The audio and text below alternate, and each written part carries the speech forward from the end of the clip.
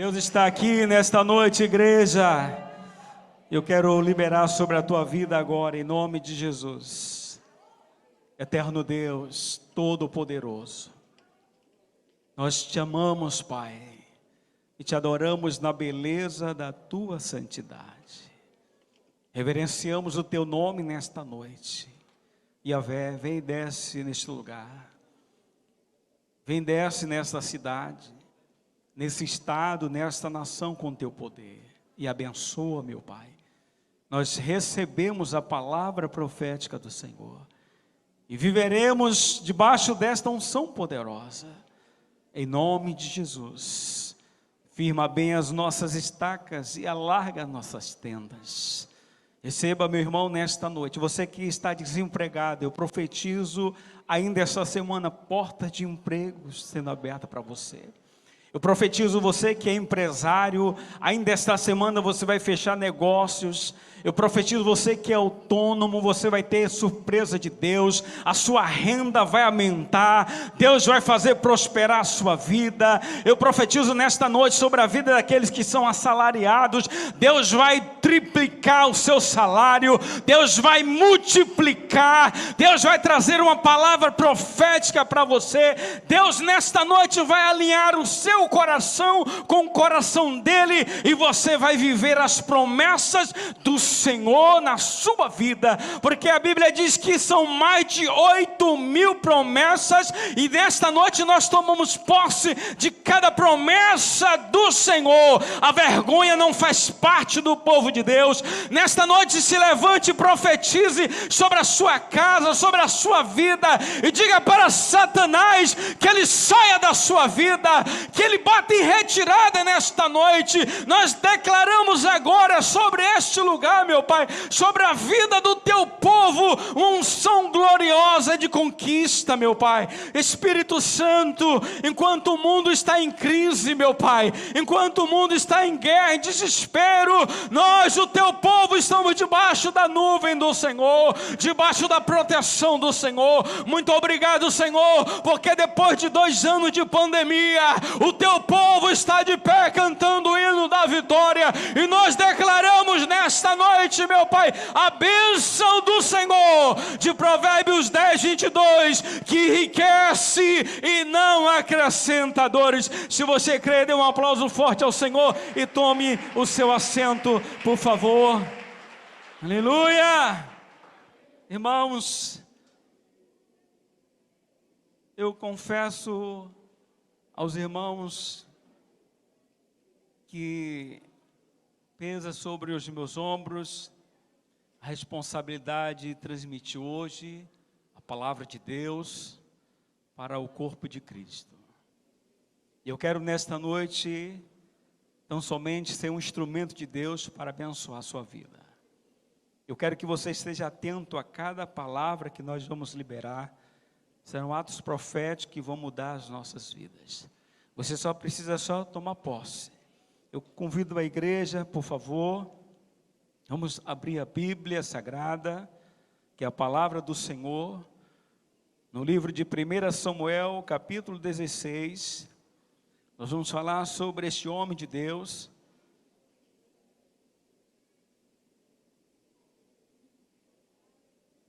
Primeira Samuel, capítulo 16,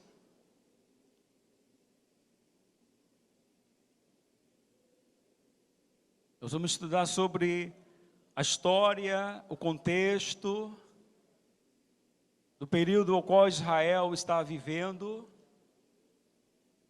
Samuel, ele é o 14º juiz de uma dinastia de 13. E todos nós conhecemos a história de Samuel, como ele foi gerado, da forma que ele foi gerado. Samuel, ele tinha 3 ofícios. Ele era juiz, sacerdote, profeta. Mas o que mais se destacava na vida deste homem era o ministério profético. E Deus nessa noite vai levantar uma geração de profetas. Deus vai derramar sobre nós uma unção profética nesta noite, para que a gente tenha a visão de Deus. Ao longo desses 28 anos que estou caminhando aqui, meus irmãos, eu tenho visto o trabalhar de Deus. a mão de Deus sobre as nossas vidas de uma forma poderosa. Você está debaixo do manto do Senhor. Esse Deus poderoso está aqui nesta noite para mudar a sua vida. Então, se você veio aqui carregando um problema, deixou alguém em casa doente, você vai receber uma autoridade nesta noite. O Espírito vai vir sobre você, vai se apossar da sua vida. Deus vai tomar a sua vida nesta noite e você vai sair daqui cheio, carregado pelo Espírito Santo para viver uma nova história. Quando você for se ajoelhar, você não vai mais orar 10 minutos. Você vai passar um dia inteiro ajoelhado na presença do Senhor, porque Deus vai trazer uma fome dEle. Quando você for ler a Bíblia, você não vai mais ler a Bíblia e vai dormir, porque você vai sentir fome pela palavra. O Espírito Santo vai levar você a cavar, a ruminar a palavra. Foi isso que aconteceu com Samuel. Samuel servia no templo, na casa do Senhor, ainda desde criança. Ele foi sacrificado ao Senhor no altar do Senhor, para que ele pudesse viver a vida toda na casa do Senhor, servindo ao Senhor. E ele vai mostrar para nós um governo poderoso. Um sacerdote que ungiu 2 reis. Pense o peso da responsabilidade que estava sobre aquele homem. Ele ungiu a Saul, primeiro rei de Israel, e ungiu a Davi como rei de Israel. Mas ele não viu Davi governar, porque antes de Davi assumir o trono, ele morre.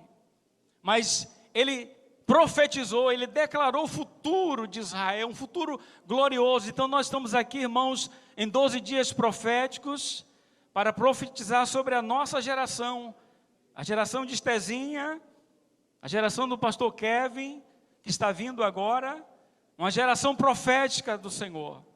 Meus irmãos, há 25 anos atrás, quando a gente começou a fazer essa construção aqui, sem recurso, os irmãos não tinham dinheiro, a gente não trabalhava, mas eu senti no meu espírito, pegar todas as minhas economias que eu tinha no banco, e coloquei na mão do apóstolo, e disse: apóstolo, é para a construção,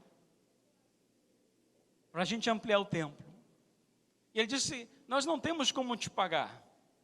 Eu falei: não tem problema, o Senhor me paga quando der. E aí a gente foi passando os anos, e aí depois o vento soprou, a gente terminou o templo, e Deus nos abençoou, e nós estamos aqui nesta noite. Meus irmãos, essa igreja, ela foi construída, foi regada debaixo de muita oração. Talvez você que é novo, que já tem 1 ano, 2 anos, você não conhece a história dessa igreja. Mas quando nós terminamos de construir essa igreja, o teto caiu todo. A gente estava aqui domingo à tarde, trabalhando, dando contrapiso. Caiu tudo em cima da gente. A rua encheu de gente, polícia, veio o carro da saúde, pensando: quantos morreram? A gente estava debaixo dos escombros, não morreu um crente. E eu sobrevivi para ver com os meus olhos o que Deus vai fazer nessa igreja nos próximos 10, 15 anos. Então estou falando com você que é jovem. Meu apóstolo, nós já temos o recurso, está na mão dos nossos irmãos. Agora, o que é prioridade para você, meu irmão? E eu estou falando que eu cheguei aqui, não tinha nem uma sandália direita, não tinha nem o que comer, nem onde dormir. E Deus foi me prosperando. Deus foi me abençoando. Você compra um carro de R$ 29.900, ganhando R$ 640, como é que você vai pagar? Deus fez isso na minha vida. Então eu quero profetizar hoje sobre a tua vida. Um tempo novo de vitória. Mas eu não estou vendo, pastor. Você não precisa ver, você só precisa crer. As coisas de Deus é assim, irmãos. Mas essas paredes, elas podem cair daqui a quantos dias? É a gente que vai determinar o prazo. Se daqui a 3 meses, daqui a 1 ano, não sei. Vai depender do seu coração. Como está o seu coração? 28 anos, irmãos, eu dizimo neste altar. 28 anos. Eu chego no trabalho e o pessoal fala, mas você vai dar aquele valor? Aí quando foi dezembro, a empresa reuniu e disse assim, olha, vai sair um valor aí, e a gente vai retribuir, vai repartir com cada funcionário. Meus irmãos, eu tenho 22 anos nessa empresa. Nunca aconteceu isso que aconteceu o ano passado. Pastor César trabalha na Caribe Metais, é o nosso fornecedor de sulfúrico. Quando eu cheguei na Morada de Castro, a Caribe Metais ligava para a gente ir lá pegar, porque era resíduo, jogar fora. Hoje a gente vende uma carreta de 30 toneladas por R$430 mil. A empresa prosperou tanto na pandemia, meus irmãos. E eu prosperei junto com a empresa.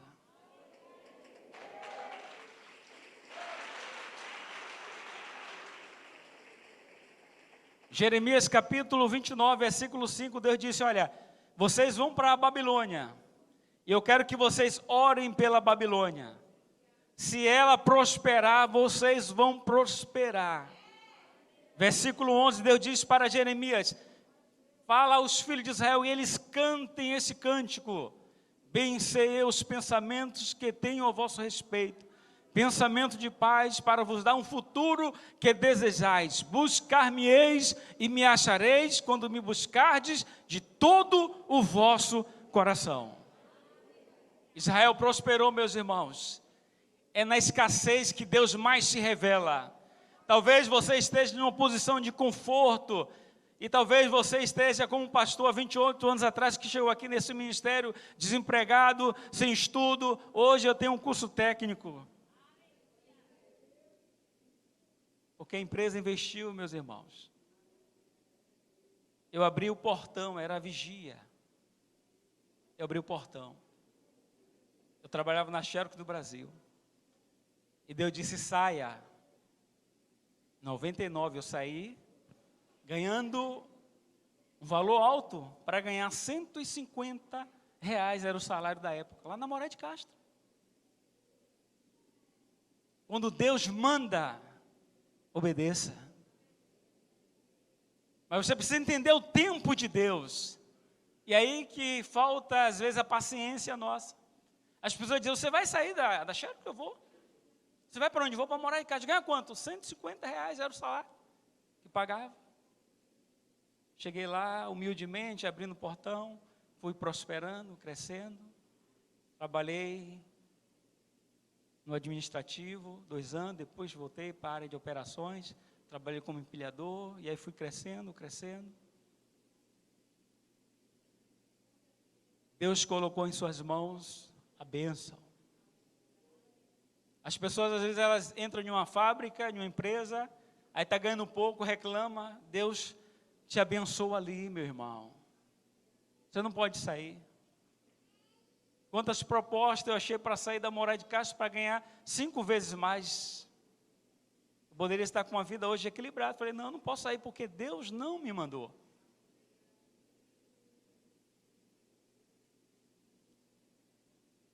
As pessoas dizem, você é maluco? Não, não sou maluco. Sou um homem de Deus. E nesta noite eu venho com essa responsabilidade, meus irmãos, para falar para o povo de Deus, que Deus está trazendo um novo tempo para as nossas vidas. É um novo tempo onde o Senhor está alargando, ampliando, não é só territorialmente falando, mas é em maturidade. Em maturidade, Deus está trazendo um governo profético de vitória. É o reino de Deus. O reino é uma forma de governo que a autoridade reside em um rei. E esse governo se estende sobre todos os territórios. Pessoas que estão debaixo do domínio do rei. Por favor, vamos abrir a Bíblia, 1 de Pedro. Vai ser uma noite longa, mas uma noite abençoada. Não tenha pressa, viu? 1 de Pedro, capítulo 2, versículo 9, são atos proféticos, eu quero que você profetize junto comigo. Mas vós sois a geração eleita, o sacerdócio real, a nação santa e um povo adquirido, para que anuncieis as grandezas daquele que vos chamou das trevas para a sua maravilhosa luz.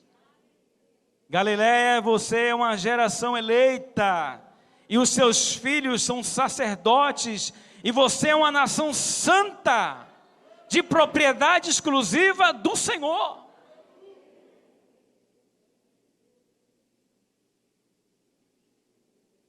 E o que é o reino de Deus? É o governo de Deus. Deus é a fonte de toda autoridade. Ele é o rei absoluto do universo por direito inerrante. Por ser o seu criador, dono e sustentador. Ele é a autoridade suprema sobre tudo que existe, sobre tudo que é visível e tudo que é invisível, sobre a criação, sobre os anjos, sobre a humanidade, sobre a história, sobre as nações e sobre os eventos futuros. Vamos lá, por favor.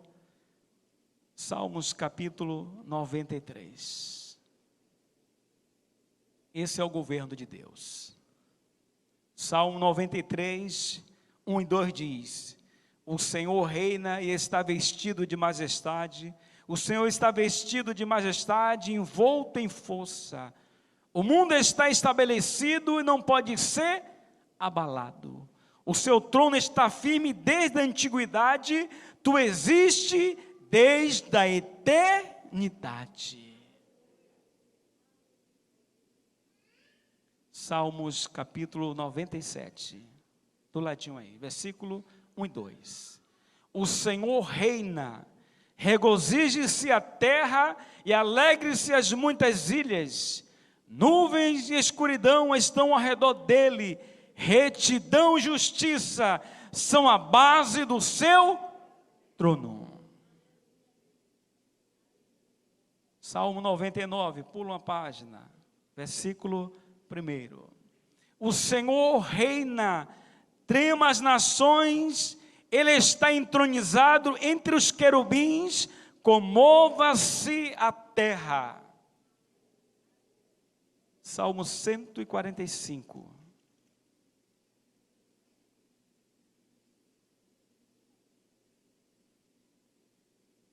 Versículo 13. O teu reino é um reino eterno, e o teu domínio estende-se a todas as gerações. Salmo 146, versículo 10. O Senhor reina eternamente, o teu Deus, ó Sião, reina de geração em geração, louvai ao Senhor. Meus irmãos, Deus disse que Samuel seria o profeta de Israel. O nome de Samuel quer dizer Deus ouve. Então você tem um Deus que ouve. Você fala, Ele ouve e responde. Quando eu ia para a igreja católica com a minha mãe, e aí fiz primeira comunhão, tudo direitinho, a tradição da família, né? E aí ia trazer a oferta lá no pé do morto. Aí eu ficava olhando assim aquelas imagens, aí tinha que beijar, tinha que reverenciar. Aí depois eu lendo no Salmo 115, aí eles perguntam: onde está o teu Deus? Aí o salmista responde: o meu Deus está nos céus e na terra. Os ídolos deles têm boca, mas não fala, têm ouvidos, mas não ouve, têm mãos, mas não apalpam, têm nariz, mas não cheiram, têm pés, mas não andam, semelhante a Ele façam todos aqueles que se prostram e o adoram. Mas nós servimos a um Deus vivo, um Deus poderoso. Meus irmãos, quando eu cheguei em Galiléia em 94, em março de 94, eu cheguei aqui com problemas espirituais. Eu não dormia direito. O diabo entrava na minha casa, no meu quarto, e tentava me matar, sufocar. Eu dormia entre 3, 4 horas por noite, mais do que isso. Aí foi quando eu tive o contato pela primeira vez com a Bíblia. Eu comecei a ler a Bíblia, passei a ler a Bíblia às madrugadas, não dormia, só lendo a Bíblia, lendo, e aí eu fui adquirindo o conhecimento, fui adquirindo o entendimento, e aí eu comecei a identificar. Galiléia era uma igreja tradicional, não tinha culto de libertação ainda, e às vezes eu pensava que eu estava ficando maluco. Então todas as vezes que eu saía da igreja, eu não estava endemoniado, eu estava opresso. Eu chegava em casa, eu já sabia que aquele espírito maligno iria tentar me matar. Eu pegava minha Bíblia, ia para o meu quarto, lia a palavra do Senhor e passava a madrugada lendo a palavra, orando. Jejuava a semana toda para que o Senhor quebrasse as cadeias que estavam sobre a minha vida. Quando eu vejo alguém falar aqui, como aquela moça, a discípula do pastor Regis, com problemas na alma, essa doença já existe há muito tempo, meus irmãos. Só que a Bíblia chama a doença da alma. Muitos homens de Deus ficaram com depressão, muitos homens de Deus. Elias. E essa doença hoje é a doença do século. E logo quando eu fui acometido por essa doença, é um espírito maligno que entra.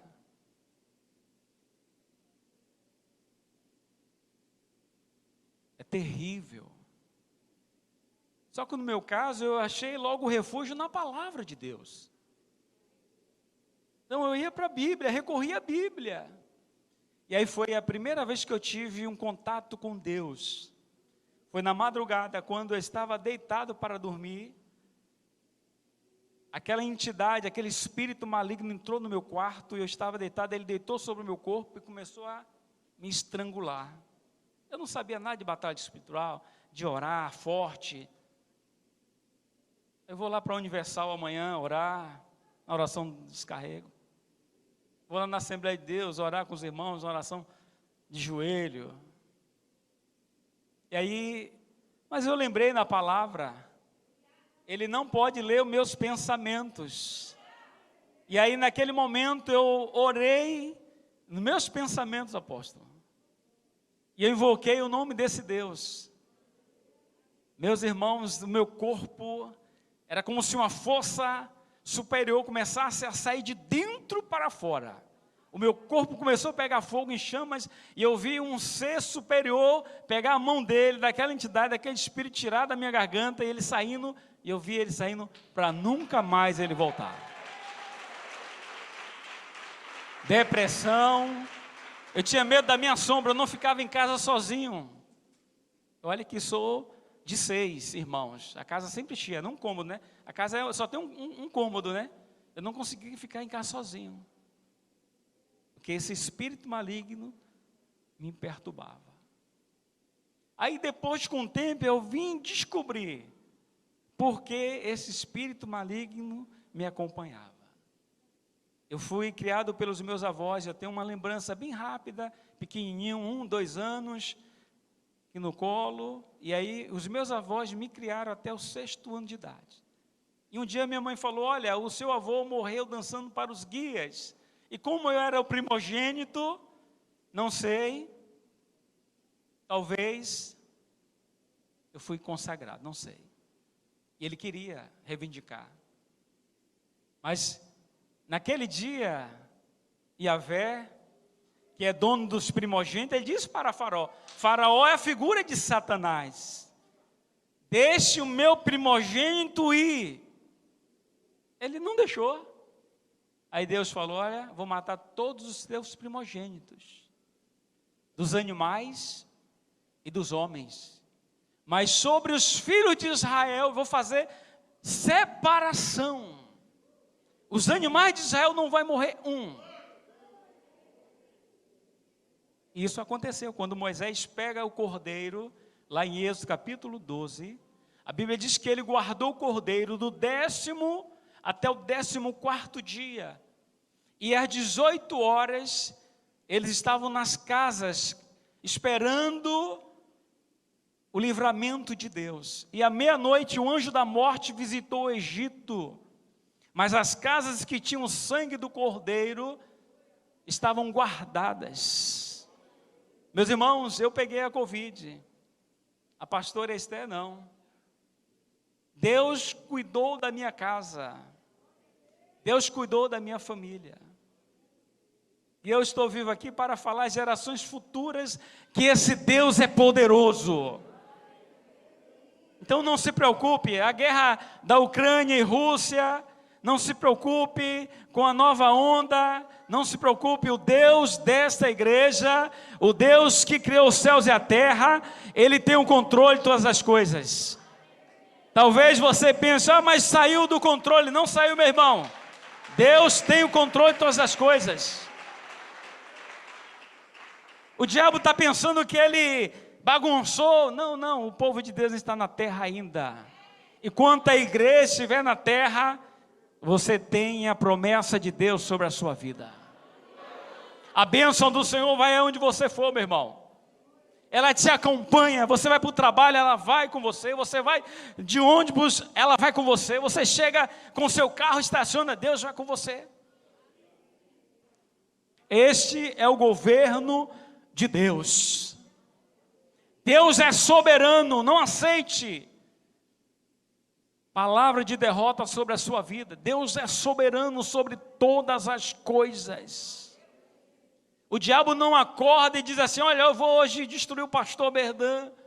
Não, negativo. Quando ele acorda, ele se apresenta diante do Todo-Poderoso e pergunta: posso tocar no teu servo? Aí o Senhor vai me colocar na balança. E aí ele vai pesar. Se ele vê que há falta, aí ele pode tocar. Mas como pela misericórdia o sangue do Cordeiro está sobre a minha vida, sobre a tua vida, você está guardado pelo Senhor. O diabo procurou Moisés no Egito, Deus guardou Moisés. Foi de um lado para o outro para matar Moisés, e Deus escondeu Moisés no cestinho e colocou onde? No rio Nilo, irmãos, infestado de crocodilos. Por isso que eu amo esse Deus. Não existe causa impossível para esse Deus. Somos o mesmo povo que atravessou o deserto por 40 anos, somos o mesmo povo. Salmo 105, versículo 35 diz: quando Israel saiu do Egito, saiu com ouro e prata, e não houve um só enfermo no meio deles. Sobre o teu corpo tem a saúde de Deus. Meus irmãos, eu sempre digo, todos nós temos uma senha. Sinto pelos irmãos que foram, porque chegou o dia deles. Se nós estamos aqui é porque você não recebeu a sua senha ainda. Miguel, o grande arcanjo, ainda não foi convocado para trazer a minha senha. Então, enquanto eu estou aqui com vida, eu vou viver as promessas do Senhor. Deus vai me projetar, vai te projetar. Nós vamos viver a palavra profética do Senhor que sai deste altar. Deus vai restaurar a sua vida, porque Ele é Deus. O governo é de Deus. Aí às vezes a gente olha e vê alguns querendo assumir esse governo. Meus irmãos, teve um que só pensou, ele colocou no seu coração. Está lá em Ezequiel, capítulo 28. Lúcifer disse: olha, eu me assentarei. Olha, ele só pensou, nem fez. Aí o Eterno disse: olha, já veio a tua queda, o orgulho e a soberba. E ele caiu. Por isso que ele persegue o povo de Deus até hoje. Sabe, ele não quer que você seja feliz, porque ele é um derrotado. Ele foi expulso do lugar que nós estamos nos preparando para ir. Para ele não tem volta. Mas por que ele fica enfurecido? Porque nós, como homens mortais, recebemos do Cristo. É de graça, meus irmãos. Pela graça sois salvos mediante a fé. Isto não vem de vós, é dom de Deus. Não vem das obras para que ninguém se glorie. Efésios 2:8 diz o apóstolo Paulo. Então ele nos deu. Você tem um passaporte, agora você precisa passar pela alfândega para receber o carimbo. E onde é a alfândega? É aqui na igreja. E o anjo está aqui esperando você para carimbar o seu passaporte hoje. Você que já é salvo, você precisa permanecer salvo. E aí tem muitos que estão brincando, né? Estão na igreja hoje, aí de segunda a sábado ele está no mundo, e domingo ele vem ofertar e dizimar, e vem pular. Cuidado, meu irmão. Você é a nação santa, de propriedade exclusiva dele. Ele tem ciúme por você. Imagine, é como o pastor Hugo falou aqui, aquilo é forte. Quando o moço buliu a Patrícia, né? E ele jogou a pipoca. Imagine Deus, quando ele vê o diabo sinandando você, a noiva do seu filho. Imagine, olha a noiva gloriosa, olha a noiva com vestido branco, com pérola na cabeça. Aí ele vem com a proposta, irmãos, ele vem dar um Fusca. Deus já te deu o Porsche, e você quer trocar o seu Porsche pelo Fusca? Não tenho nada contra o Fusca, meu irmão. Deus já te deu o Porsche, a Ferrari, a Lamborghini, e você quer trocar pelo Fusca? Você quer voltar à lama? Muitos têm vivido assim, meus irmãos. Deus quer te levar a um novo tempo, mas você precisa entender que esse Deus, Ele governa sobre tudo. Mas existe dois aspectos neste reino. O primeiro aspecto é o governo natural de Deus sobre a criação. Deus exerce o seu governo sobre o universo de um modo natural, tudo soberanamente, tudo é regido por Deus. Ele criou todas as coisas pela sua palavra e Ele mudou e foram feitas. Vamos lá, por favor, para o livro de Hebreus, o capítulo 1, versículo 3, e Hebreus capítulo 11, o versículo de número 3. Olha o que a Bíblia diz: o Filho é o esplendor da sua glória, e a expressa imagem da sua pessoa, sustentando todas as coisas pela palavra do seu poder, havendo feito por si mesmo a purificação dos nossos pecados, assentou-se à destra da majestade nas alturas. Adão e Eva eram perfeitos em tudo. Imagine a imagem de Deus dentro desse casal, perfeito. A pureza, o caráter de Deus dentro deles. Aí Satanás entrou, bagunçou a vida deles, não só a vida deles, mas através do pecado de Adão e Eva, isso trouxe consequências, não só para os homens, mas até para o mundo. A morte entrou, por isso que a gente fica doente, porque Deus criou Adão e Eva para viver eternamente, mas quando o pecado entrou no mundo, através de Adão e Eva, aí veio a morte. Paulo diz: o salário do pecado é a morte, mas o dom gratuito de Deus é a vida eterna em Cristo Jesus. Então isso tem uma recompensa para nós, para aqueles que permanecem firmes no Senhor, e é a sua palavra que te sustenta. Hebreus capítulo 11, versículo 3. Ora, a fé é a certeza das coisas que se esperam e a prova das coisas que não se vê. Foi por ela que os antigos alcançaram o bom testemunho. Pela fé, entendemos que os mundos foram criados pela palavra de Deus, de maneira que o visível não foi feito do que se vê. Então você se move pela fé. Eu me movo pela fé. Nós não somos mais deste mundo, meus irmãos. Nós estamos de passagem.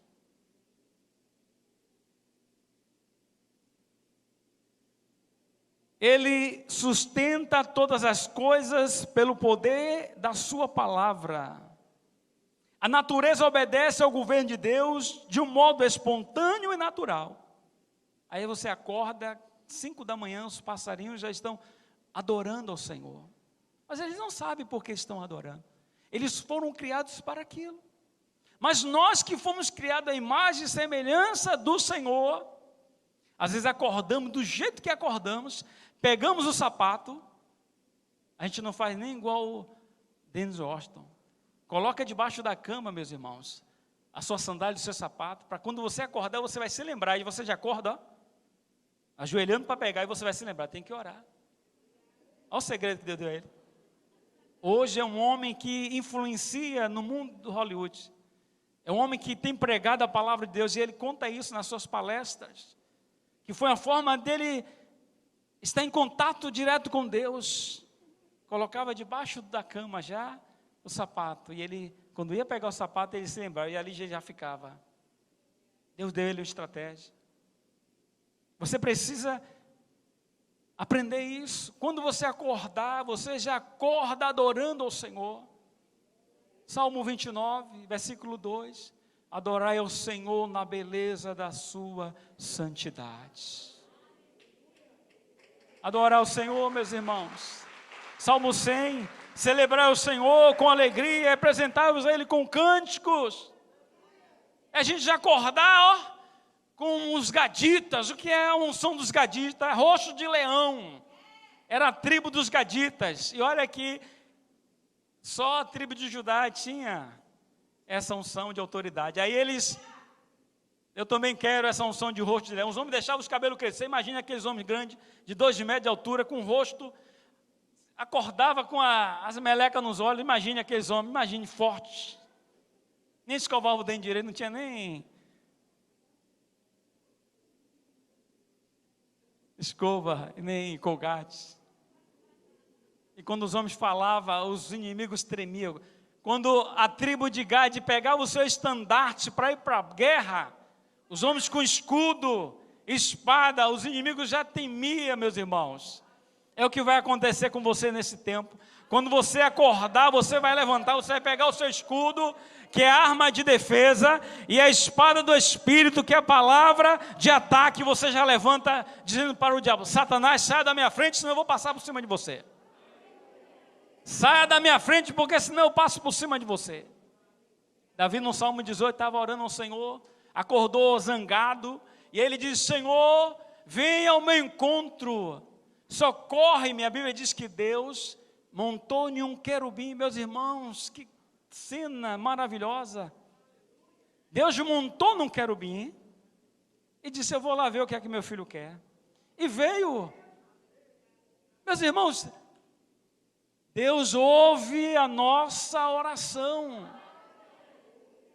Deus ouve o nosso clamor. Quando Davi estava angustiado, meus irmãos, Davi sofreu por causa do seu pecado. Ele sofreu, quase perdeu a sua vida. O seu corpo ficou com chagas. A mesma expressão que Jó usou, ele usou também. O corpo de Davi ficou em chagas, ele não conseguia levantar da cama, por causa da enfermidade, por causa do pecado, porque ele quebrou um princípio da palavra. Ele acordou naquele dia, não foi para a guerra, e quando ele viu Batseba andando pela varanda da casa dela, uma moça bonita, mas ele não pecou, não foi naquele dia não, meus irmãos. Ele já vinha há anos, olhando aquela moça. Primeiro a gente gera onde? Aqui no coração. Você não encontra um homem musculoso, bonito lá fora e diz, olha, eu vou trair meu esposo. Não. O diabo começa primeiro, ó. Aí você vai para a academia, aí você vai para o trabalho, lá você começa a ouvir, ó, aquele moço. Mentira, é tudo engano. A mesma coisa os homens. Aí o diabo coloca uma moça bonita, e ele começa a ouvir, ó, o charme, a moça, ela se veste bonita, os melhores perfumes. Ele começa sendo, ó, enganado, aí vem o encantamento, e ele quebrou um princípio. Princípios não podem ser quebrados. E a Bíblia diz que ele foi e deitou com aquela moça. Por causa do pecado de Davi, ele destruiu a sua casa. Mas Deus disse para Davi, eu vou restaurar o tabernáculo caído de Davi. Que unção tremenda aquele homem tinha. E ele viveu debaixo dessa unção que nós estamos hoje aqui. A unção profética. E o segundo aspecto do reino de Deus, o governo moral de Deus sobre os homens. Isso aqui é forte, meus irmãos. O homem é um ser moral, criado por Deus à sua imagem e semelhança, com atributos de personalidade, espírito, vontade, intelectos e emoções. Se as suas emoções não estiverem em Deus, aí você vai sofrer. Aí a pessoa vai ficar angustiada. Ela já acorda com os boletos.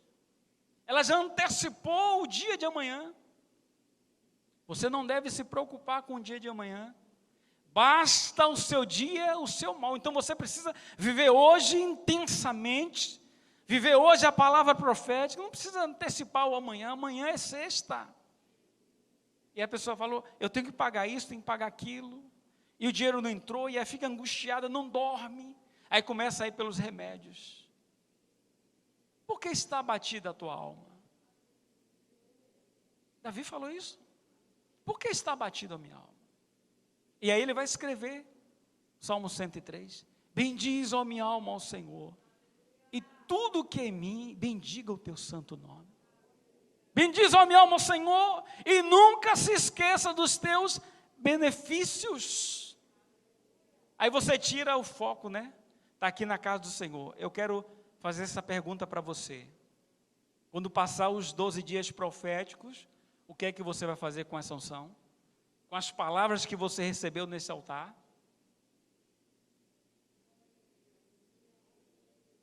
O pastor não vai estar lá com você, o apóstolo não vai estar lá, a apóstola não vai estar lá com você, é você e Deus. Agora você precisa confiar nessa palavra. Deus garante. Se Ele falou, Ele garante. Deus exerce governo moral sobre o homem, esperando dele uma sujeição consciente e voluntária. Ó, a mente. Então, para que você foi criado? Para que você foi formado? Mas a nossa natureza pecaminosa, ela sempre está nos arrastando. Percebe, irmãos? Eu tenho 28 anos servindo ao Senhor aqui nessa igreja. O ano passado, os colegas, né? Isso a gente só vê na roda de amigos no trabalho. Aí eles fizeram lá um grupo e eles sabem que eu sou pastor. Mas o diabo, ele não se cansa, né? Está lá escrito lá em Lucas capítulo 4. Quando ele tentou Jesus, depois dos 40 dias, a Bíblia diz que ele deixou e esperou um momento oportuno. Então, certamente ele voltou novamente para tentar. E aí falaram, vem cá, nós estamos aqui com um grupo aqui, e aí a gente já fez aqui uma aliança, e a gente está fazendo uma tatuagem para fazer parte desse grupo. Olha, um pastor, imagina eu chegasse aqui com tatuagem apóstolo. Ah, meus irmãos. Aí eu falei, meu amado, primeiro a minha mãe, ela me ensinou. Primeiro vai de casa. Se eu chegar em casa com uma tatuagem. Quando eu era jovem, eu não coloquei tatuagem, não botei brinco. Depois de 46 anos, um marmanjo com cabelo branco. Vou botar tatuagem? Mas aí é a proposta do inimigo. Olha a proposta de Satanás. Isso é simples, né? Mas isso é em todas as áreas. ele vem com propostas para te tirar da bênção. E aí você tem que se posicionar. Irmãos, leis, decretos, a gente muda. São Paulo já baixou um decreto, já está tirando as máscaras. O Rio de Janeiro, daqui a pouco vai chegar na Bahia, a gente não vai mais poder usar as máscaras. São leis e decretos. Mas princípios são irrevogáveis. Você não pode violar um princípio da palavra. E às vezes a gente está sofrendo e a gente não sabe por que está sofrendo. Está sofrendo porque está violando princípios da Bíblia. A Bíblia diz que quando Davi assume o trono, ele manda trazer a arca lá de Kiriat Jearim, lá da casa de Abinadab.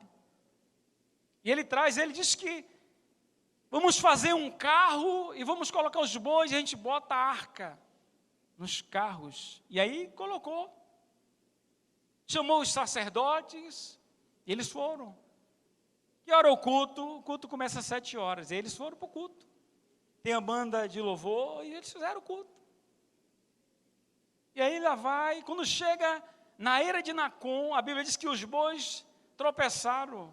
A arca tombou, e aí os 2 filhos de Abinadab, que eram levitas, que era para chamar Davi e dizer: você não pode fazer isso, está errado, é um princípio, Deus deixou lá, estabeleceu para Moisés, para a gente carregar no ombro. Eles não falaram nada. Aí quando Uzá estende a mão para ajudar Deus, ele morre fulminado ali. Davi fica enfurecido, Davi: olha, eu não vou levar a arca do Senhor, por causa desse incidente. Aí manda a casa de Obed-edom, lá vai ele. A arca ficou 3 meses. Irmãos, a arca ficou na casa de Abinadab 20 anos. Nada aconteceu. Mas a Bíblia diz que depois de 90 dias na casa de Obed-edom, alguém disse: olha, Davi, Deus está abençoando Obed-edom. A sua fazenda, Deus tem multiplicado, e Deus abençoou o moço, a sua casa. E aí Davi falou: agora eu vou fazer diferente. Mandou chamar dos filhos de Coate 4 sacerdotes, do mesmo tamanho, do mesmo porte físico. Imagine, irmãos, você carregar a arca ela tinha 2,5 metros ao quadrado, e 1,5 côvado de altura, fora que era toda de ouro, era pesado. Então tinha que ser os homens, os sacerdotes do mesmo porte. Imagine se bota um de 1,50 m, um de 1,70 m, como é que fica tão assim, torto. Os homens não iam nem chegar no propósito onde Deus queria levar, mas eram 4 sacerdotes da mesma altura, com o mesmo porte físico, cada um carregando a arca do Senhor. Eu aprendo aqui, meus irmãos, que todos nós somos iguais na casa do Senhor. O que prega, o que canta, a irmandade que cuida da igreja, os irmãos que intercedem, todos nós estamos no mesmo nível. Estamos debaixo da mesma unção, então eu tenho que tratar os meus irmãos com respeito, com honra, com amor. É claro que a gente vai pegar a vara, né, da disciplina uma hora e vai ter que bater na ovelha. Mas todos nós estamos debaixo da mesma unção. Ninguém aqui é melhor do que ninguém. E a Bíblia diz que Davi fez o culto certo agora. Ele obedeceu um princípio. E qual é o princípio de Deus para as nossas vidas? É que a gente obedeça a sua palavra.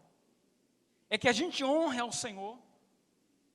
O homem é um ser criado com responsabilidade moral e capacidade de decisão, e é responsável por obedecer consciente e voluntariamente, e é inteligentemente obediente à palavra de Deus, reconhecendo e acordando todos os dias debaixo da bênção do Senhor, de modo que o reino de Deus está sobre a sua vida. Vamos lá para o Salmo 119. Esse é o governo de Deus. Salmo 119, o versículo 11, o 12 e o 13 diz assim: Escondi a tua palavra no meu coração para eu não pecar contra ti. Bendito és tu, ó Senhor, ensina-me os teus decretos. Com os meus lábios declaro todas as leis da tua boca. Deuteronômio, capítulo 8, versículo 3, parte B. Nem só de pão viverá o homem, mas de toda a palavra que sai da boca do Senhor. O que é que está guiando a sua vida, meu irmão? Será que é a palavra de Deus? Será que são os princípios da palavra? Existe a honra. Então, a unção que você respeita é a unção que você atrai. Isso é forte. E às vezes as pessoas, elas brincam. Elas vêm para a igreja e dizem assim, olha, é só uma pessoa, é só um homem. Sim, é um homem, mas sobre ele está a unção do Senhor. Agora eu quero que você volte comigo lá em 1 Samuel, onde a gente parou. O versículo 13. Assim tomou Samuel o vaso do azeite e ungiu no meio dos seus irmãos, e daquele dia em diante o Espírito do Senhor se apoderou dele, de Davi. Então Samuel se levantou e foi para Ramá. Aí está o segredo. O Espírito de Deus está sobre você. É a unção, meus irmãos. É a unção que habilita o homem de Deus. É a unção que dá autoridade. Aqui, no Antigo Testamento, Deus não habitava com os homens. Mas hoje, Paulo disse, não sabeis vós que o vosso corpo é templo e morada do Espírito Santo? Então Deus, na nova aliança, Ele habita dentro de mim e dentro de você. Por isso nós devemos rever algumas coisas. Para você vir ao culto, você precisa observar alguns mandamentos, algumas leis, alguns preceitos. Santidade, honra, respeito e temor. Não é de qualquer jeito não. Para a gente subir aqui no altar, a gente tem que ter uma vida de consagração ao Senhor. Imagine o pastor, casado, 16 anos com essa linda moça, aí eu vou, me encanto por outra moça lá fora, aí depois eu venho para o altar de Deus, eu estou cavando a minha cova, Deus vai me matar na hora, porque eu estou brincando com o som dele, e quem muito é dado, muito é cobrado. Então se você está aqui no altar do Senhor, você tem que zelar pela unção. A unção mata, meus irmãos. Por isso que muita gente está morta na igreja. Olha aqui o que foi que aconteceu. A Bíblia diz que quando ele foi tocar para segurar na arca, a unção veio, não obedeceu um princípio. Então, o que é que eu devo fazer, pastor? Ajudar o meu líder. Ele estava fazendo a coisa certa, mas de forma errada. Ele copiou do culto pagão, lá dos filisteus, no capítulo 5 lá, e quando eles levaram a arca, a Bíblia diz que eles colocaram a arca no templo de Dagon, e quando eles acordaram no outro dia, Dagon estava adorando o Senhor, curvado. Eles falaram, olha, talvez foi o vento que bateu, e aí no outro dia colocaram o Dagon de pé, e falaram, não, a gente vai para casa, de manhã a gente volta. Quando eles levantaram de manhã, os sacerdotes, quando eles pisam no templo de Dagon, eles só encontraram o tronco de Dagon, a cabeça e os braços estavam prostrados diante da arca do Senhor. Deus não divide sua glória com outrem. Ele é único, exclusivo. Se Ele habita de você, você é exclusivo dEle. Ele tem ciúme de você. E a Bíblia diz que eles falaram, olha, vamos devolver a arca. E pegaram a arca e levaram para os betsemitas. A Bíblia diz que quando chegou lá na terra dos betsemitas, 70 homens curiosos, olha, quebrando princípio, meus irmãos. Eles olharam para dentro da arca. Se para os sacerdotes tinha distância, imagine para eles foram olhar, 70 homens morrem na mesma hora. Eles disseram, não podemos ficar com a arca do Senhor, porque esse Deus é terrível. E aí mandaram a arca lá para Kiriat Jearim. E ela ficou lá 20 anos. Você está aqui nessa noite, debaixo desse governo. E esse governo, ele governa com um braço forte. O que está acontecendo no mundo, meus irmãos, é uma preparação. A igreja está se preparando para a volta de Cristo. E muitos estão dormindo. A guerra de Ucrânia e Rússia é nada mais, nada menos do que ampliando territórios e se preparando para o fim. Ezequiel, capítulo 38, fala sobre Gog. A Rússia é Gog. Está lá escrito, você lê. Capítulo 38 e 39, fala sobre Gog e Magog, fala sobre a Rússia. Desde 2013 ele está tentando tomar de volta, porque é a antiga União Soviética. Eles queriam dominar o mundo, mas os Estados Unidos criou a OTAN e barrou o crescimento do comunismo. Eles estão tentando voltar novamente. E a América do Sul já está infestada de comunistas. Hoje você olha para os governos da América do Sul, todos eles são comunistas. E o único país da América do Sul que ainda tem a liberdade de cultuar esse Deus é o Brasil. E eles estão trabalhando para que eles venham destruir, mas Deus, família e pátria, eles não vão conseguir destruir a nossa nação, porque nós temos a promessa do Senhor. Nós temos a promessa do Senhor. Então, o diabo ele trabalha, não é de agora não, meus irmãos. Quando você estuda a história de Israel, 14 de maio de 1948, quando o Brasil foi o último a dar o voto para que Israel se tornasse Estado. Por isso nós temos uma aliança com esse povo. Nós somos irmãos, Brasil e Israel, porque nós assinamos e votamos a favor de Israel. E Deus disse, eu vou abençoar quem te abençoar. Existe essa promessa. O pastor Joaquim pregou aqui sobre Abraão. Está sobre a nossa vida, meus irmãos. Porque a gente estendeu a mão para Israel. O Egito estendeu a mão para Israel.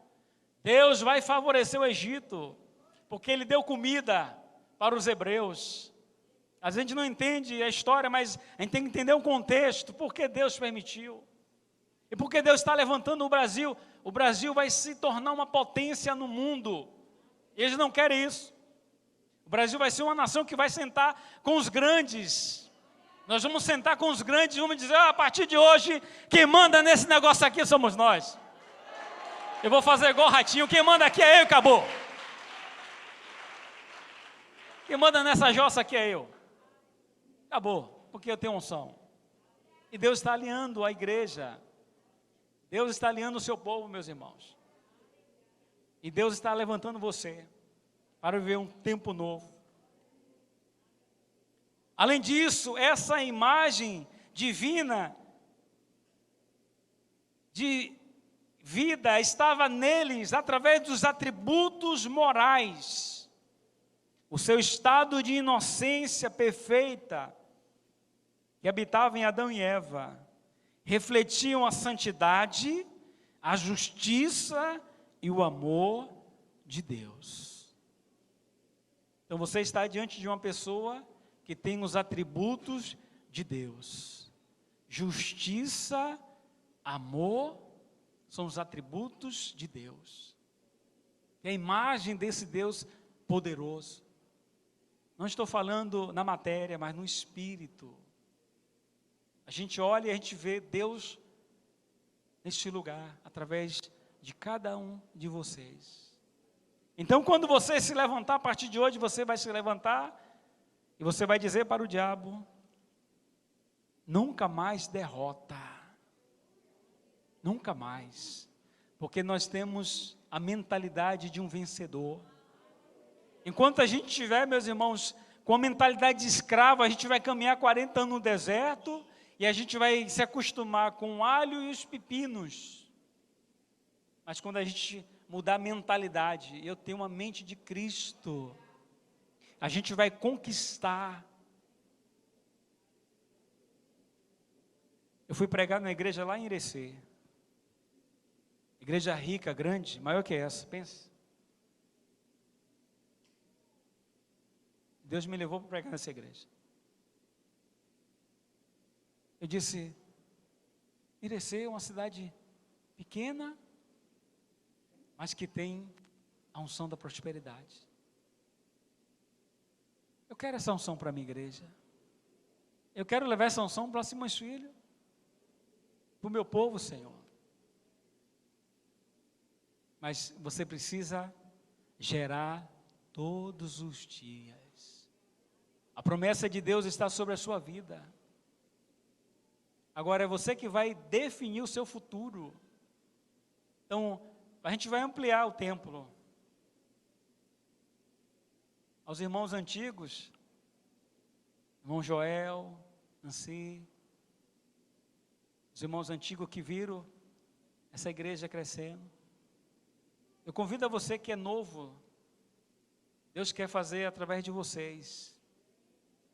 Você que tem um canudo da faculdade, você que está debaixo da bênção do Senhor, eu quero desafiar você nessa noite, a fazer valer a palavra profética que Deus já liberou sobre a sua vida, e que está sobre a minha vida. Irmãos, eu não tenho dificuldade nenhuma de pegar o meu carro hoje e dar para a igreja, para a construção do templo. Não tenho dificuldade, porque foi Deus que me deu. Mas Deus não quer o meu carro, Deus não quer a sua casa, Deus quer o seu coração. Então, se o seu coração está aqui, você não tem dificuldade em ofertar para esse projeto, em ofertar na casa do Senhor, como Davi. Eu quero que você se coloque de pé para a gente encerrar.